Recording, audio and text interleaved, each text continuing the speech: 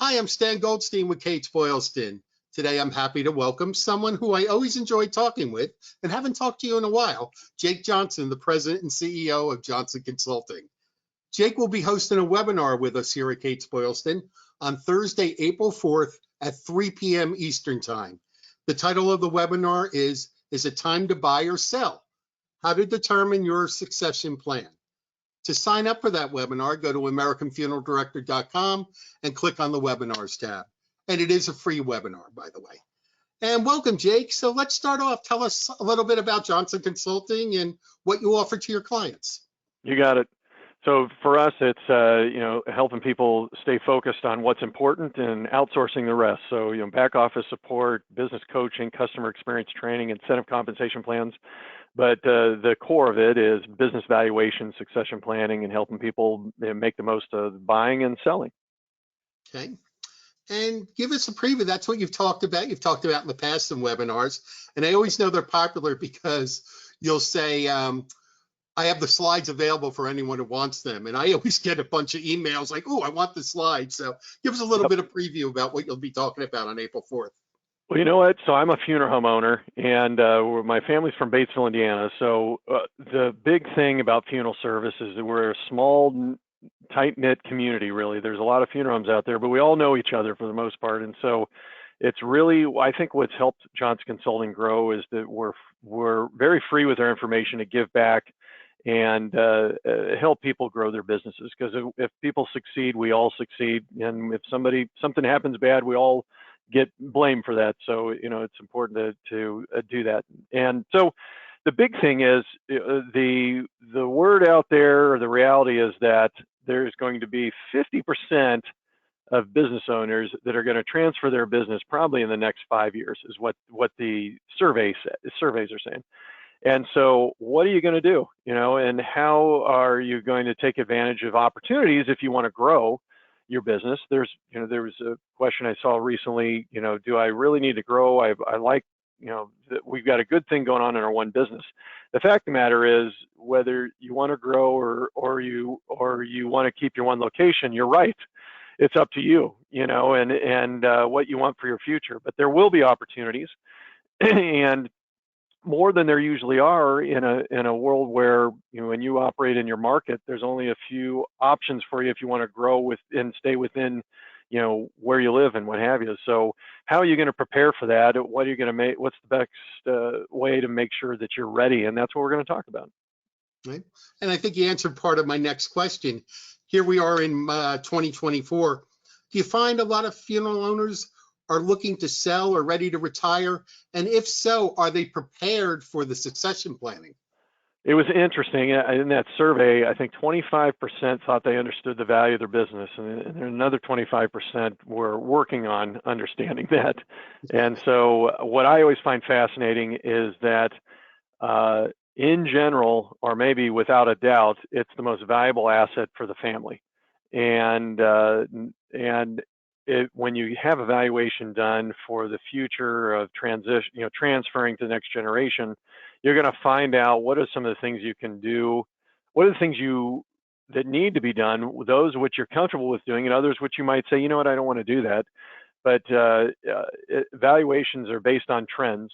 And so if you're going to start tomorrow and then the next day you want to find out what your business is worth, you've not impacted it all that much, So it's really the whole notion is you start now to prepare for the future, and that's way that you're going to retire well, if you will. So don't know if I answered the question, but there's just some thoughts to it. So now it's going to be part of the webinar too, and another part of the webinar is if you want to onboard a new acquisition. So if someone's not ready to retire, wants to expand a bit. So what are key things one should be aware of if thinking about that? Yeah, I mean, be thinking about what's your current free cash flow you have available for something like that. What are the rates that are out there? What's the structure? Because if you can create a nice creative structure out of this, you might not have to put as much down on that acquisition.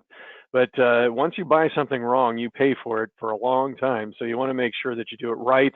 You don't want the next acquisition to be the eventual liquidation of your entire business holdings because you now don't have any cash. So you have to be very careful with that. Things like understanding fixed cash flow or fixed charge coverage, debt service coverage ratios.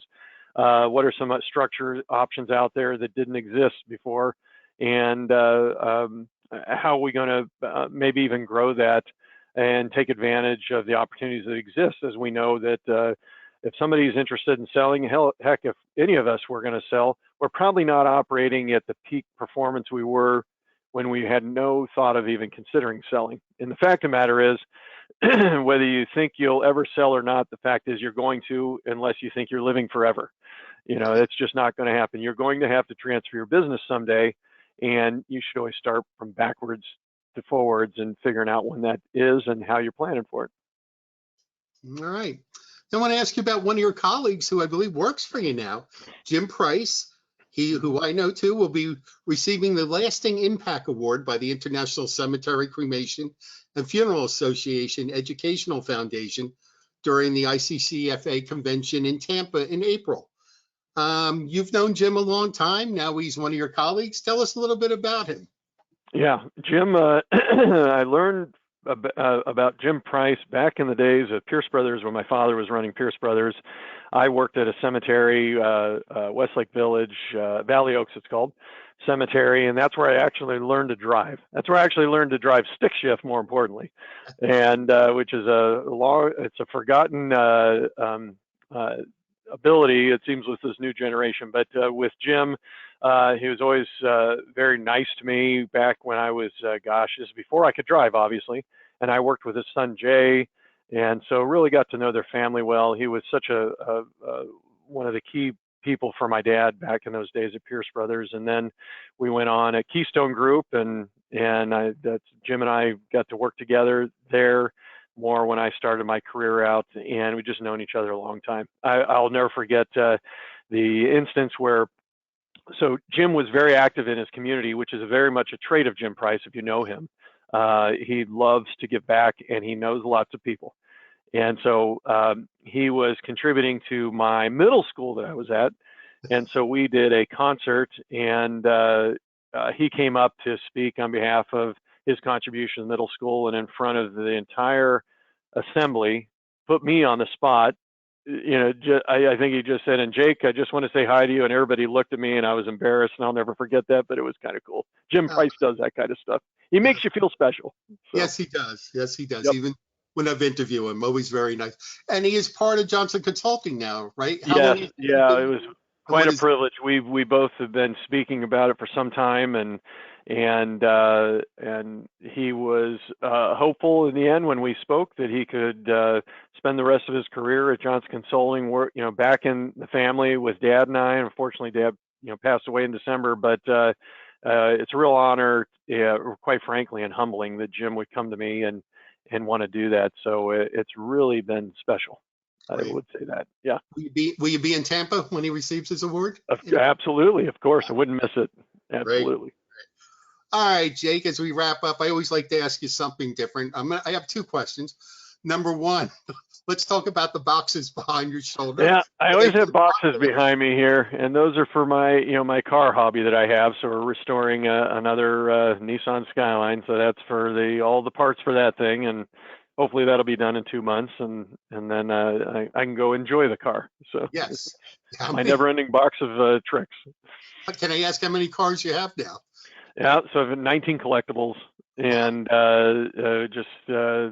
you can only drive one at a time, but the worst thing for a car is to let it sit. So I do enjoy them. It's kind of my way of unwinding, and so you go for a drive in one and then come back and tinker with it a little. But quite frankly, I've got some great group of guys that work on these things, and so they just drive. You don't have to do too much to them.